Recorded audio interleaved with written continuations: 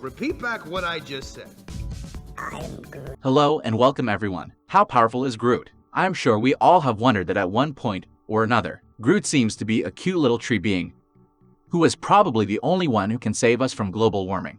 And that's what he really means when he says I'm Groot. So what exactly is Groot? Well, Groot is a Flora Colossus from Planet X, the capital of the Branch Worlds. The Flora Colossi are tree-like beings whose language is almost impossible to understand due to the stiffness of their larynxes, causing their speech to sound like they are repeating the phrase I'm Groot. Other beings try to be friendly, but become angry with the Flora Colossi for not being able to speak. Groot was shown to be capable of speaking not just understandably but eloquently throughout the Annihilation Conquest storyline in the comics. The Flora Colossi are ruled over by the Arbor Masters and teach the children of the species with photonic knowledge, which is the collected knowledge of the Arbor Masters of the generations and is absorbed through photosynthesis. This is a highly advanced education method, making the Flora Colossi geniuses. Planet X's biome is managed by maintenance mammals, which are small raccoon-like beings. So that tells you the secret behind Rocket Raccoon and Groot's great friendship. I'm Groot. Yeah, you said that. Well, Marvel currently changed that origin and presented a different one in the Groot ongoing series. In the story, it is revealed that the other Flora Colossi had been abducting organisms from other planets, including a young human girl named Hannah. After seeing Hannah, Groot realized that what his people were doing was wrong, and managed to save the child and send her back to Earth. However, for his disobedience, Groot was exiled from Planet X and forced to wander the universe until he met Rocket Raccoon many decades later, where he became a member of the Guardians of the Galaxy. Now with that backstory cleared up, let's discuss how powerful is he. But before we get started, don't forget to subscribe and press the bell icon so that you will never miss an upcoming update. With that out of the way, let's get started with the video. In the movie Guardians of the Galaxy, we have seen Groot was killed while saving other members of the Guardians of the Galaxy. Later on, we find out a new Groot was created as a spring offshoot and went on to accompany the team on their continued mission against Thanos. Groot's body regenerated, but Groot has not been fully grown until Avengers Endgame. Maybe in the upcoming movie Guardians of the Galaxy, we will get to see the older version of Groot again back in action. Groot can absorb wood as food and has the ability to regenerate.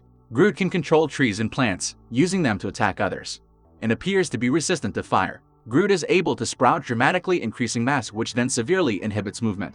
In the comics, during the Infinity Countdown storyline, Groot was with the Guardians of the Galaxy when they noticed that the planet Telfarina is under attack by the Flora Colossi. Groot got close to Gardner and used his healing powers to purge the poison that Loki put in him from his body.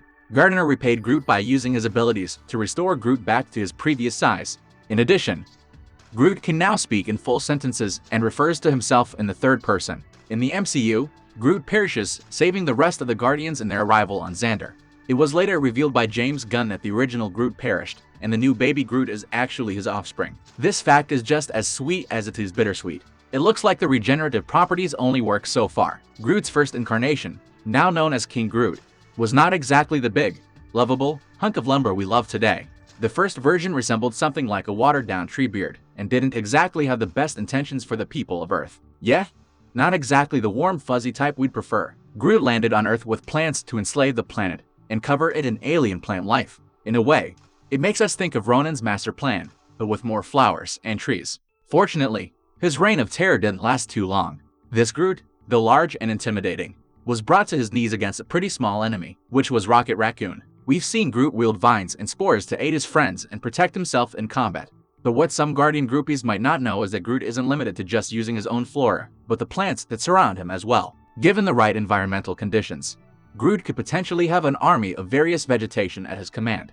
Granted, they wouldn't be as intelligent as the character in question, but they would be very easily manipulated. Imagine how unstoppable Groot could be if this ability was more frequent. The Black Vortex is a celestial phenomenon that grants those exposed to godlike abilities, but corrupts their hearts in the process. Here's what happened to Groot after his encounter. Essentially becoming a cosmic monster, Groot gained the ability to self-produce biophysical energy, as well as survive the vacuum of space without the need for oxygen. He becomes more energy than alien, and almost entirely unstoppable. Think about it, a plant with no need for the atmosphere is nearly immortal. If he could live without sunlight too, Vortex Groot would be nearly unstoppable. Groot's ancient photonic knowledge passed down to him by the Arboreal Masters gives him a surprisingly intelligent edge. But how smart is this tree exactly? How does genius level sound?